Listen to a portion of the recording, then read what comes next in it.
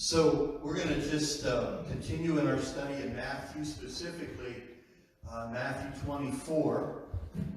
And this has been a springboard for us for several end time events and prophecies and things that we'll be looking at. And so there's a conversation between the disciples and Jesus in Matthew 24.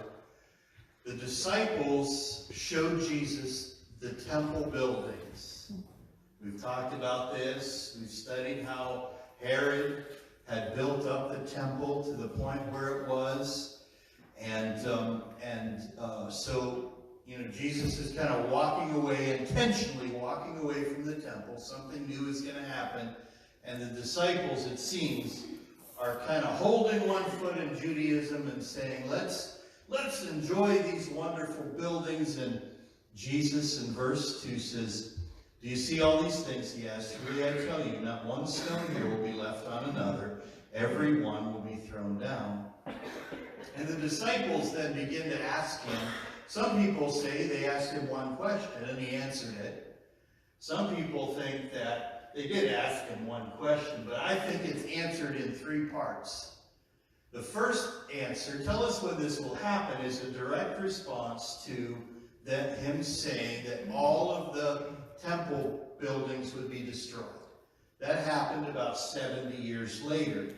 The second question, "What will be the sign of your coming?" Well, we've seen that in all of our lifetime. We've seen the answer to that question as there's wars and rumors of wars, and now the description that Jesus gives to those signs of the end of his coming are increasing. And Jesus said they would, these signs are like labor pains. The closer to the time, the more rapidly these pains will come, and these signs will come. So we see these signs coming. And then there's another part here, the sign of the end of the age. And that's an important thing for us to kind of look at Jesus answering here. Verse 15, it's really this is kind of the answer to that last part of the question. This is the sign that everybody then will know that it's time for Israel to come to Jesus as the Messiah. So when you see standing in the holy place the abomination that causes desolation spoken of through the prophet Daniel, let the reader understand. And so this is kind of a transition between Jesus answering the second question and the third question. Signs of his coming and signs of the end of the age. And so, this isn't a science. I couldn't prove any of this. This is the best scholars, and trying to really look at what Scripture is saying to the people who's written to us, and looking at all the Daniel passages, all the Revelation passages, 1 Peter, Thessalonians, looking at all these passages together, and trying to put together a timeline, a sequence of events that is described not in one place in Scripture, but in many different places. The entire timeline unfolds, and it's going to be on the screen in just a second. And I made a new one because I wasn't happy with any of the ones I downloaded, so I made one, but it's not going to be big enough. So if you have a device, a phone or a tablet, and you go to our website at www.bridgeportagchurch.com and go to the resources tab, it will be as big as your phone lets it be. Okay, so this is what you'll see there. You'll see this, and then you'll see one other picture. It's bigger than those other ones, and it's bigger than it was this afternoon, but I made it bigger because I couldn't see it when I put it on the TVs, and you can barely see it now. But it's got some of the events that we've already talked about, and there'll be some other ones. But you see where we are here, there in the green box. That's after the cross, and then a period of time that we don't really know how long it's been, or it's going, I mean, we know how long it's been about, but how long it's going to be. And then that light green event, the rapture of the church, is kind of what believers are waiting for. And this is where we see in 1 Thessalonians, 1 Thessalonians talks about this catching away of the church. And so that begins then the tribulation, the 7-year period that's described. It's split into two sides. The dotted line in the middle of the gray box that says tribulation is the rise of the Antichrist. He comes into power, deceives almost everyone. Now, there's no Christians here, but he's going to have a really good explanation for what happened to us. And he's going to come across in that first 3.5 years as a friend to Israel and also a friend to everybody. So those first 3.5 years are a period of deception, and that Israel is at peace. And then the dotted line is what, in the previous verse, what Jesus says, when the abomination that causes desolation, that's the sign of the end. Okay, so that happens halfway between the tribulation, which half of 7 years is 3.5. Daniel pinpoints this pretty closely to about 3.5 years. And then you see the red box on top of the blue box there. And then there's a little red arrow that goes straight up. That is what is called in some places the Great Tribulation. So those 3.5 years are much worse than the whole tribulation. Okay, so the really bad parts of the tribulation, now there's some really nasty stuff that happens in the first half. But in the second half, the rule of the Antichrist, so the abomination of desolation is the gold box, the gold letters with the box halfway through. The rule of the Antichrist, and Israel is now persecuted. So Israel being persecuted is where we're going to really look at a lot of what Jesus says next in the following verses is after this abomination that causes desolation takes place in the temple, where the Antichrist declares himself to be God. Terry? Now, there will be people, Gentiles, that they will be saved during the tribulation. Yes. Agree. But God is concentrating mostly on Israel to get them to turn to it. Yes. And yeah, I would agree with that. There'll be, and we'll talk about this in depth. As we go through, we're trying to pick out some of these key words and then look at them. And once we understand those key words and how they fit into the timeline, and we're going to jump back and forth because we're using Matthew as a springboard. The first key word that we came to was this phrase, abomination of desolation. So of all the stuff on there, that's really the only one we've really looked at in depth, is that. We haven't even looked at the rapture yet. And then when we start talking about the tribulation, we'll look at what's going to happen in the tribulation and what the Jews are going to be doing. And so as we come through Matthew, we're identifying these key words. We're going to study those out. And then hopefully we'll have an understanding of where they fit on the timeline and then what they are. And then you see that yellow arrow that comes down, signifying the end of the Great Tribulation, is the actual second coming of Christ. When Jesus actually touches ground, in the rapture he comes and we meet him in the air. We go back to heaven, and in the little tiny green, if you don't have your phone on, you can't possibly see it. The little tiny, where the rapture of the church arrow is, I can't even see it on my screen here. It says the judgment seat of Christ. Go ahead, Roy. Okay, you just made the statement. During the rapture, of course, the scripture says that first three go open the devil, go meet Christ first, and then the living one. Now, do they go to heaven then? Well, the rapture takes place, the dead in Christ rise first. And then those who are living are caught up with him in the air. We'll look at Thessalonians and we'll study this out. And where we go to the presence of God, you know, the old heaven, you know, because we're gonna start talking about heaven in a lot of different ways too now, because there's going to be a new heaven and a new earth. So if heaven is the presence of God, for that practical purposes, we're going to the presence of God.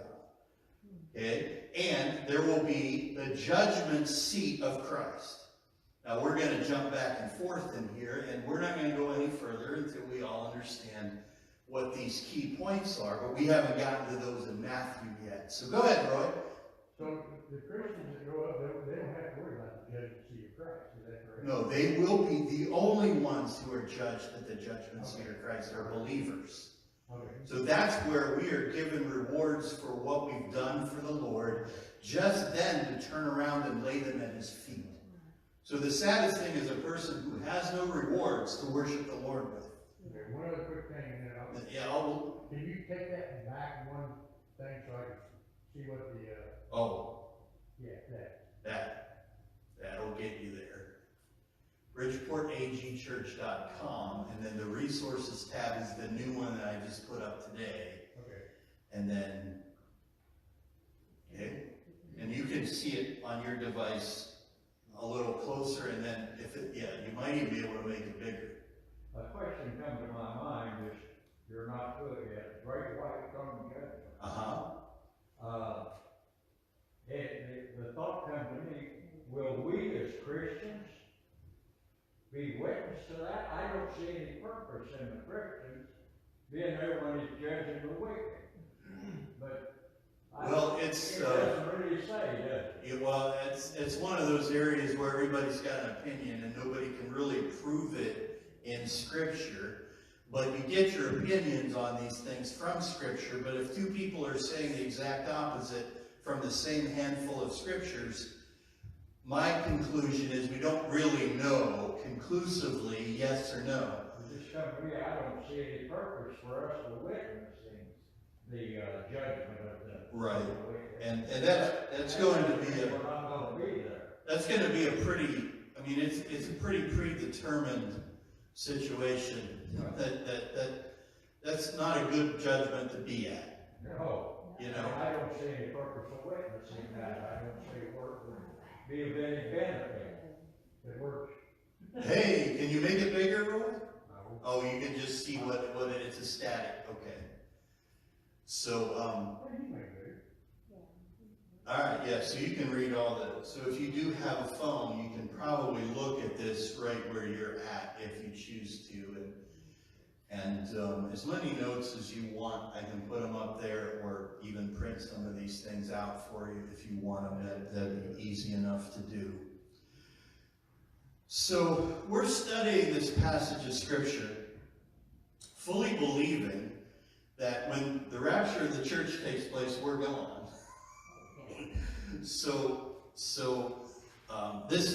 There's very little practical application for us as believers, but because and there are people who believe that we have to know what's going to happen during the tribulation, because as I said in the first teaching, there's some people who believe that the rapture of the church isn't coming until halfway through. There are people who believe that the rapture of the church and the second coming are at the same time. So they have a whole different mindset and mentality about why we're studying these passages of Scripture. Go ahead, Jim, you had a question? The thought comes to me, and I'm sure it's there. It says he had not appointed his people unto wrath. Right, So and that's no purpose for us going to do that. right. And there's a lot of support for a pre-trib rapture, and like I've said in the past, there are a lot of good people who are friends and brothers and great believers who believe differently on some of these things, and that's fine.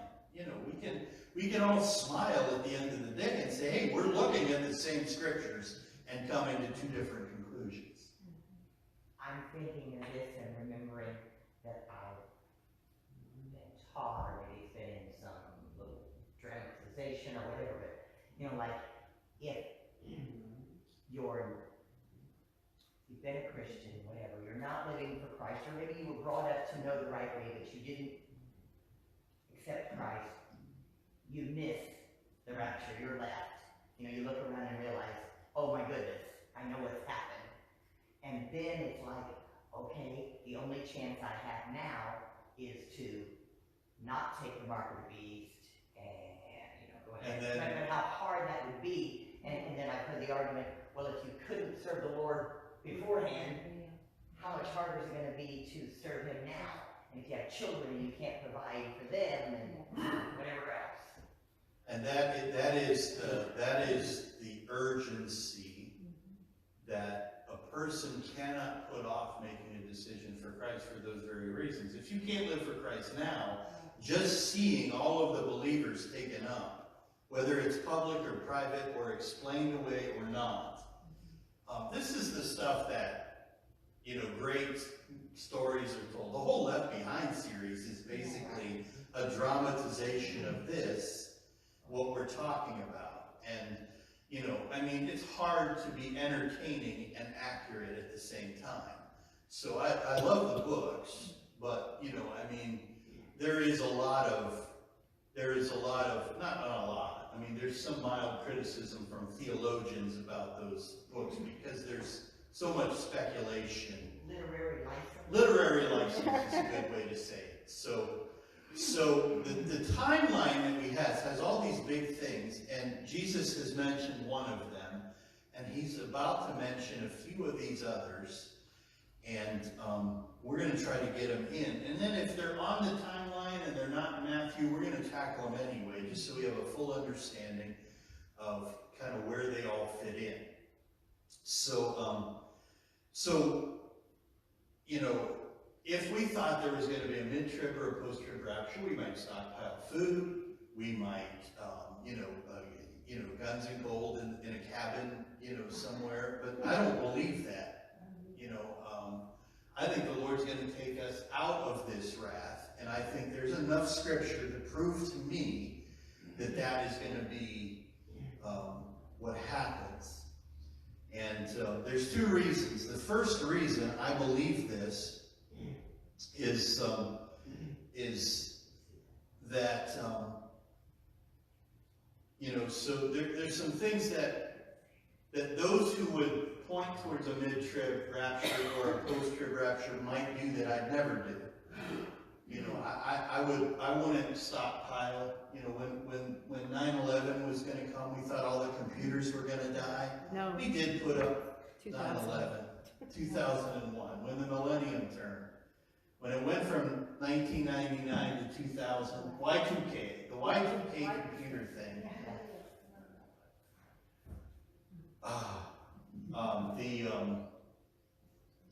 We did get some extra canned food, but I didn't expect there would be a massive, but there were Christians who had prepared to live for years.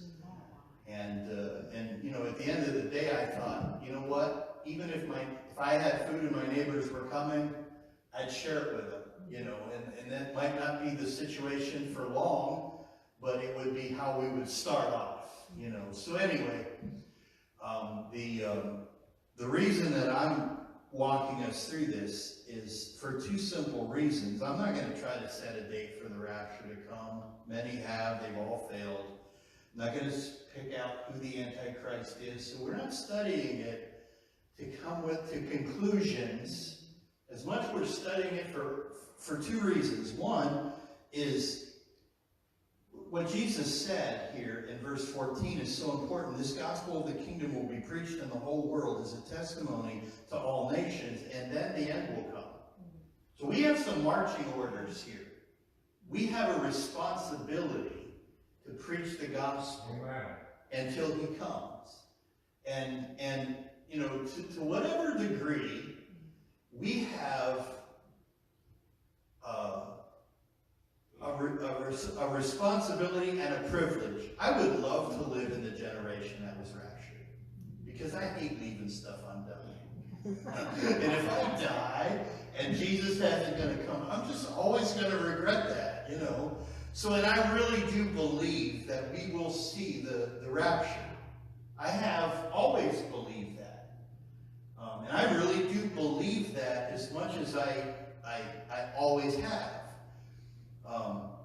Even at my age, I think I can say it. Amen. I think it's that close. Yes. You see all that Israel tanks and stuff Oh, like that. from- What you do is you gotta believe in the pre-trib rapture, or things are gonna get Blow up. up in a matter of minutes. Yes, I believe everything that needs to happen for Jesus to return for his church in the rapture, what we call the rapture, the catching away, has happened.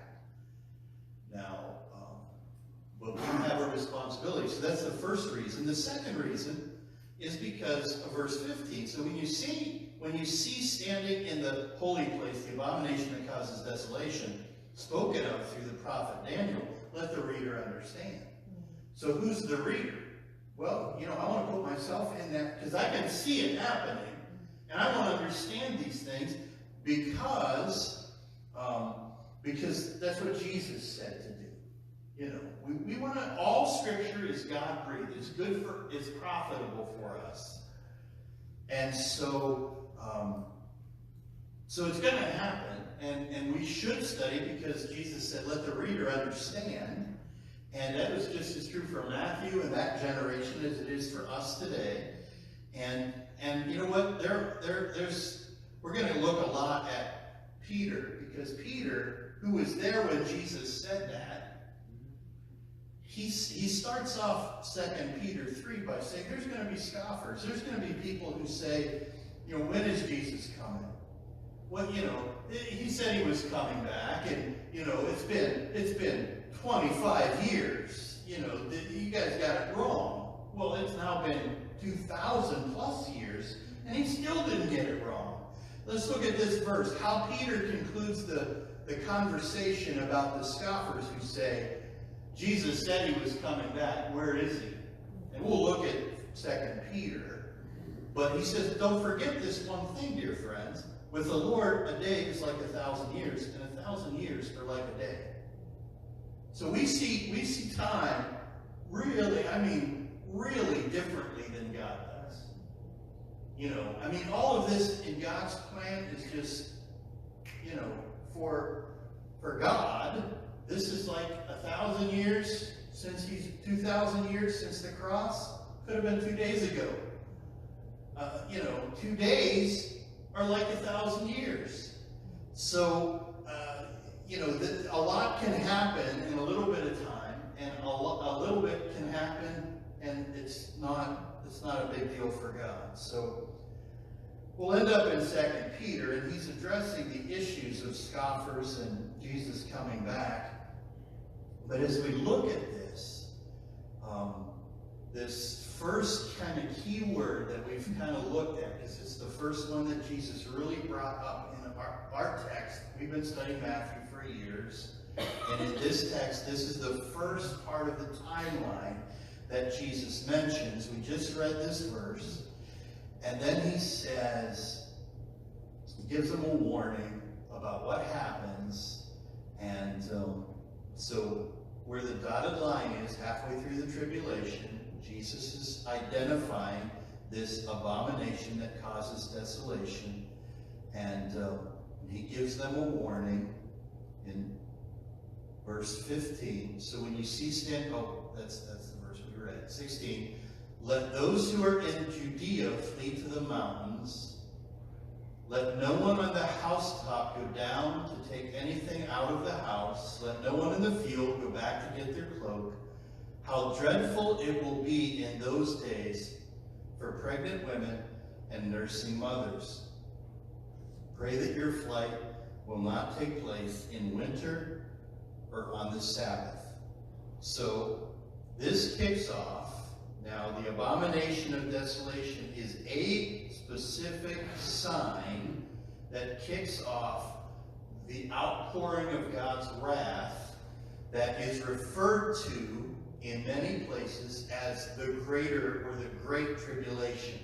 So we've already experienced from the rapture on 3 years, 3.5 years, where Antichrist has been revealed, and he's gaining power, and he's preaching peace, and he's preaching love and harmony. The governments of the world are coming together, and the stage is being set for him to go to Israel, declare himself to be God. And so that great tribulation is indicated here on the red box with the little red arrow there. And so he says several things. So after this sign of the Antichrist is revealed, basically the context is for the Jewish people who live in Jerusalem. So just 3 specific things: Judea, housetops, and Sabbath. Housetops, kind of an idea that that's where the Jews are living, and this Sabbath isn't a Gentile thing, it's a Jewish thing. So in light of the broader context in the chapter, Jesus is talking about them fleeing from this great tribulation. And he says, let those who are in Judea flee. This is that the appearance of this abomination in the temple, where the Antichrist is now coming into power. The church won't be a factor at this time because we believe we're already gone and we're out of here. Can you imagine what 3.5 years without the church and every Christian is going to be like? You know, it's going to be a very secular year, so that'd be even harder for the person that knows to really live out faith, because if we don't have the courage to stand for Christ on this side of the rapture, and everybody is saying, look how great the world is now without these religious fanatics, and then they're going to be introduced to an evil religious fanatic in the Antichrist that is worse than anything the world has ever seen.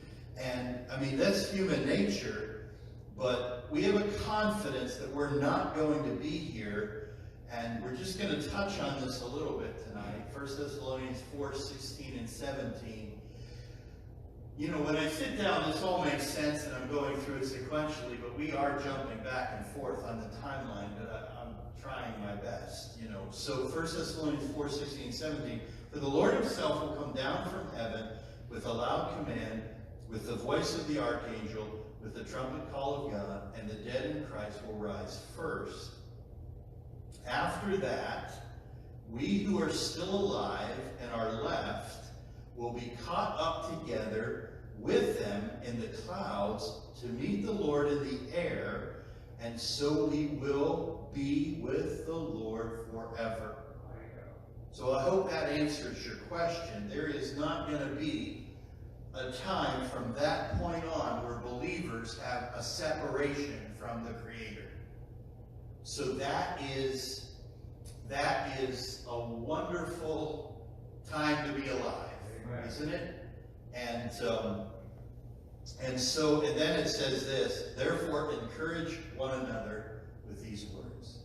And so we can encourage each other that, you know, what we're facing might be hard, but the Lord is going to help us. And you know, we're going to look in depth at this idea of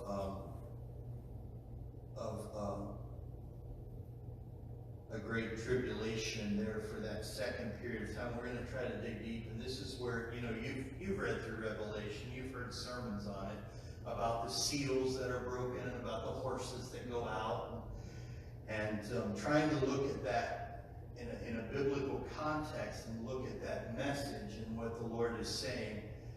So all of this reinforces the timeline that I'm using, in the sense that I really truly believe in a pre-tribulation rapture for many reasons, because Jesus told his disciples about the abomination of desolation, which is set up by the Antichrist in the middle of the tribulation, is one of the points that people will use to justify a mid-trib rapture. They'll say Jesus wouldn't have talked to his disciples about it if they weren't going to be a part of it. So there's two schools of thought that say that. One is that everything that Jesus talked about, remember the three questions, happened in 70 AD when the temple was destroyed. Well, the persecution that came on Jerusalem was not the worst persecution that you and I have seen in our lifetime. So it wasn't the Great Tribulation. It was terrible. It would be terrible to be a Jewish person in 70 AD in Israel, in Jerusalem, because the Romans came in with a fierce, ungodly vengeance, and they destroyed the temple. And the Christians left about 2 years earlier and fled out of there because they were getting blamed for making Rome mad. So that's when Nero came on the scene, and he was lighting Christians up to light his garden, filling them with oil and lighting them on fire. That was because the Jews that were left kind of blamed all that rebellion on the Christians after it was too late. And the Christians really didn't rebel against Rome. They were about the business of the kingdom, but they were persecuted because of what others did. And so some people will say that everything happened in 70 AD. Well, that's not true, because, I mean, even the Holocaust was much worse than what happened in 70 AD by magnitude and by sheer evil. But that wasn't the Great Tribulation. It was terrible. But it wasn't the Great Tribulation. And so Jesus is pointing to it. And so some believe that Christians will go through the Great Tribulation. To them it seems evident. And they would say, why would Jesus say these things to his disciples if they weren't going to experience them? And the answer is pretty simple. We know from this passage and others that he's going to remove his church before the wrath of the Great Tribulation in a catching away. And we've looked at the 1 Thessalonian verse here, and the information that we're studying is valuable to believers because it helps us to understand the plan of God, and it's valuable to have it recorded here in the gospel because those who will become believers in the Great Tribulation are going to need this information kind of as a roadmap. And we'll do well to remember that the disciples who heard Jesus say those words saw very little of those things. A lot of them that were present when he said that were already martyred before 70 AD. And so it's good for us to hear this, even though, so that argument that Jesus wouldn't have said something if it wasn't to the disciples, if it didn't apply to the disciples, isn't a really great case for a mid-trib or a post-trib rapture to me. So, coming after the abomination of desolation is a very clear indicator that the Great Tribulation, or the greater of the tribulation halves, is going to start to take place. And verse 21, for there will be great distress, unequaled from the beginning of the world until now, never to be equaled again. So this is the worst period of time in human history. If those days had not been cut short, no one would survive. But for the sake of the elect, those days will be shortened. We're going to talk about that. We could highlight that as one of those key words, the elect. How many have heard of the 144,000 Jews? And, a lot of others. And, we know people who have a very different understanding of what that means than us. A lot of cults are formed around that teaching. Verse 23, at that time, if anyone says to you, look, here is the Messiah, or there he is, do not believe it.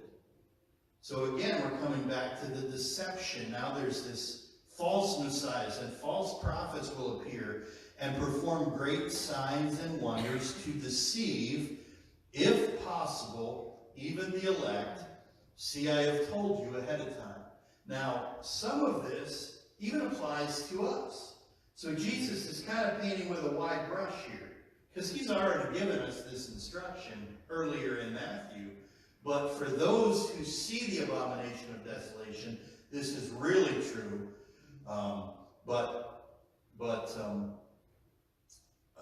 It's very practical for them as well as it is for us. So if anyone tells you, there he is out in the wilderness, do not go out. Or here he is in the inner rooms, do not believe it. For as lightning that comes from the east is visible in the west, so will the coming of the Son of Man.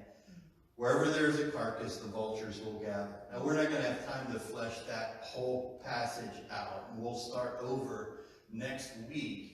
But just kind of bait some other questions. But we've got 6 minutes to answer any questions that are in the room, and then we can just maybe look at one more thing here. Anybody? Who did you say the elect were from that? Well, you know, there's a lot of ways to look at that. Okay, who do you think? Yeah, who do I think it is? I think it's kind of a broad category, and we're gonna dig deep into that. I may correct myself later, but I mean, there's two big schools of thought about that, and one is the 144,000 Jews that are set aside that we know are going to be used mightily by God during the tribulation, the second half of the tribulation, and they're protected by God from the Antichrist. And so, Are they witnessing to other people to try to draw Yes. them to him? and mostly, yeah, and that's really, you know, that's kind of like a little army of God in the midst of this chaos. And we'll look at that a little bit more in depth. A lot of people see that as a broader view about faithful believers in general being in that term elect. So, you know, you could, say it's God's chosen. yeah, whether they're actually in that number of 144,000 or others who God has chosen. Well, I think as the time goes on, what we're reading here is going to become more clear. As we see this begin to develop the way it is right now, it's going to be, wow, this thing is getting It's heating up, isn't it, a little Jill? heavy, I think.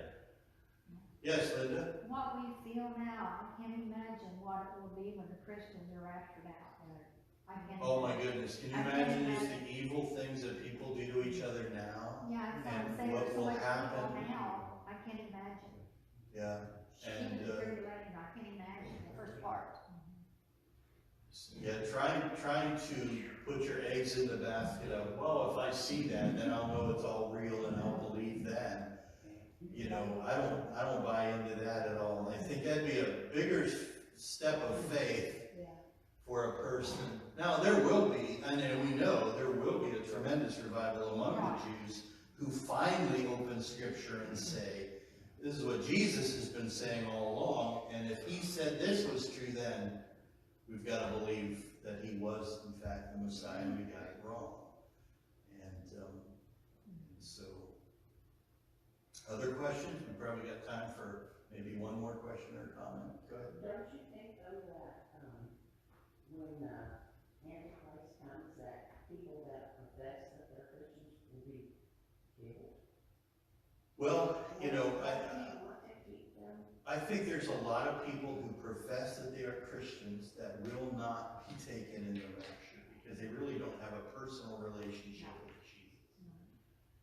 So I think the people with the title only and no relationship will be a primary target of his wrath. And that's sad because those people, hopefully they will cry out to the Lord who they have claimed to serve.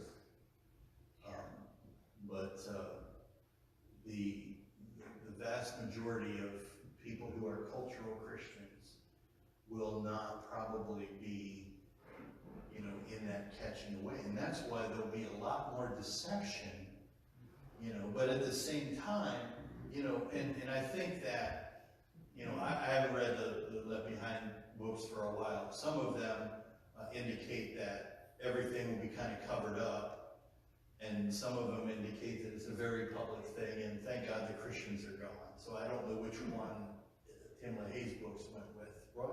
Yeah, I still don't understand the scripture that says, about the pregnant woman or the nursing mother.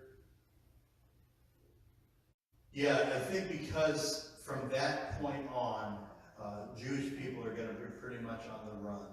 This was a targeted warning for Jewish people, and so I don't think that there will be a place for Jewish people to hide from the wrath of the Antichrist. So that warning is just a way to state the seriousness that you know, and I think it points to everybody who is not on the side of the Antichrist as much as the Jews. The Jews aren't gonna see somebody stand in the temple and say, okay, we're gonna worship you and not the Messiah. So they are automatically his enemies. But there will be others. There will be people who have heard little bits of the truth or just see that this doesn't seem to make sense, or, you know. And so I think that it's a warning, and, you know, it's kind of a way to warn everybody the seriousness of this, and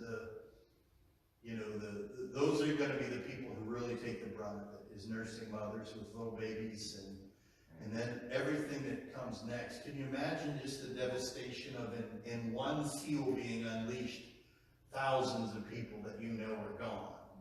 And Linda? Well, if you have to take the mark of the beast, I mean, if you got little kids and stuff, you think about that. To buy or sell, and you're gonna see those little babies or those children needing things, so it would be awful. Yeah, it would be. That'd be the worst position to be in. Was I've thought before, to what lengths would I go I know. to provide for my children if I had nothing, you know, they were hungry? Right. Would I feed them? Would I do whatever? And, you know, in that kind of situation, I think the same thing, like, what would I do? Like, I might say, I can do without, starve to death, but how can I let my children? Well, and I think the answer to that is, you know, as we know, and I'm not telling you anything you don't already know, is we just need to be Be ready. faithful on this side of the rapture, so we don't have to worry about that. But, you know, I mean, there will be people, sadly, who understand what's happening, but do not have the ability to make that decision, that what's happening right this moment is not as important as our eternal salvation. Roy? Yeah, and a comment for what you just said, I sat across from my son one time and told him, Roy, I'm answering for my sins, for not making you go to church when you were little. And then I asked him, do you want the same for your children? Do you want to look at Christ in the eye and give him an explanation? So I said all that to say that I'm answering for my sins. And I'm not answering for my wife, my children, or anybody else. You can't. And it sounds hard-hearted, and this whole life is choice. You can't, whether you want it to be noble or not. You No, cannot. he was with us at church all the time. His wife, but Roy Lee didn't go. Dee, his daughter, boy, she was there with us all the time. Thank God they're both in church. Oh yeah, they're both Christians now. But it makes you really want to fast and pray for, especially people that you know that like have heard the truth Yes. Yeah. and know maybe a little bit, but haven't really made a commitment. And that's the thing to me that like makes me want to like pray and fast for long periods of time for people that I know that have either walked away or know a little bit but haven't made a decision, because if it's that imminent and we believe it's that imminent, then we better get our bottoms in gear. And I mean, I know, I agree with Roy, we're not going to answer for everybody, but we have to, you know, do what we can. Bryce, would you close us in prayer, please? Lord, thanks for a great Bible study. Thank you, Lord, for your word. Just ask you your hand of protection upon each one of us as we go throughout the rest of the week. Bless our days, and we ask this in your name. Amen. Amen.